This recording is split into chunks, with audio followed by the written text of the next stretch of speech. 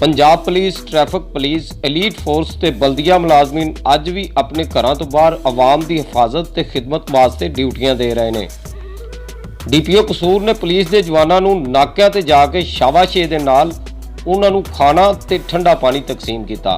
एक तो police officers जो ड्यूटी आज कर रहे हैं उनको मिलने के लिए, ईद मिलने के लिए मैं आया था।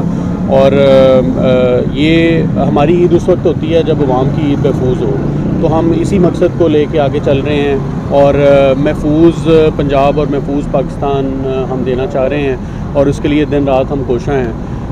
ये पुलिस ऑफिसर्स जो हैं जो आज ड्यूटी कर रहे हैं मसाजिद में भी और नाकाजात पे भी, इनकी भी ईद है, इनकी भी फैमिलीज़ हैं, इनके भी बच्चे हैं और इन्होंने भी अपने अमूर सर अंजाम देने होते हैं। लेकिन ये आज सड़कों पे खड़े हैं और आज मसाजिद के सामने ड्यूटीज़ दे रहे हैं, पार्कों में ड्यूटीज़ दे रहे हैं। तो ये ड्यूटीज़ अवाम के लिए हैं और हमारे शब और रोज़ जो हैं वो अवाम के लिए हैं। इंशाअल्लाह ताला हम पंजाब पुलिस की जानिब से तमाम अहले कसूर को ख़ास तौर पे और तमाम मुसलमानों को, पाकिस्तानियों को बहुत बहुत ईद मुबारक हमारी तरफ से।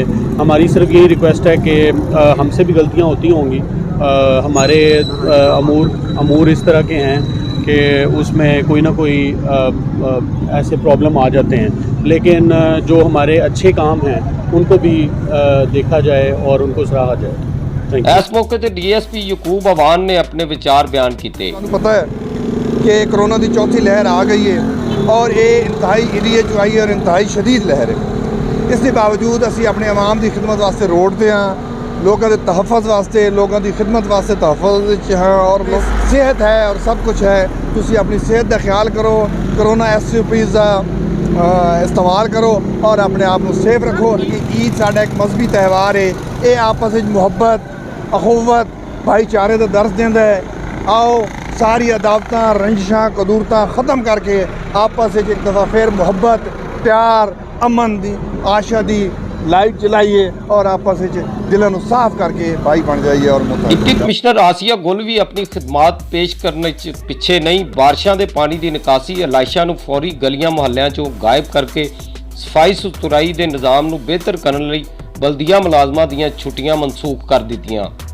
पाकिस्तान पीपल्स पार्टी के मरकजी रहनुमा चौधरी मंजूर अहमद ने 7 न्यूज़ नाल खसूसी तौर पर गलबात करदे होया ईद मुबारक के नाल वफादे आमा लई मैसेज जारी किया।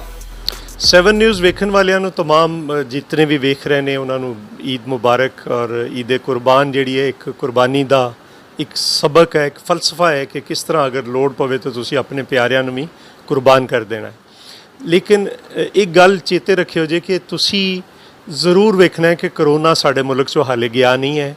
करोना की जिहड़ी ये नवीं लहर है ये आ गई है, जिहड़ा इंडियन वेरीएंट है वो आ गया, वो बड़ा खतरनाक है। तो तुहानू मैं सारिਆਂ ਨੂੰ अपील करना कि तुसी इस तो बच के सारा फासला रख के जिस तरह भी ईद मना सकते हो खुशियां ज़रूर मनाओ, लेकिन इस मुल्क के लोगों दियां इज्तमाही खुशियां का भी ख्याल रखो। अज का दिन फरजंदाने इस्लाम नूं तमाम नफरतां मिटा के सुन्नत इब्राहिमी अदा करन दे नाल नाल मुल्क, कौम, सल्तनत ते इस्लाम के तकाजे पूरे करदे होया भाईचारे का, मिलनसारी का और फर्ज शनासी का दर्स देंदा है। साडी तरफों कैमरा टीम की तरफों 7 न्यूज़ की टीम वालों तमाम मुसलमानों नूं ईद मुबारक। कैमरा टीम के नाल मलक आरफ अली, 7 न्यूज़ कसूर।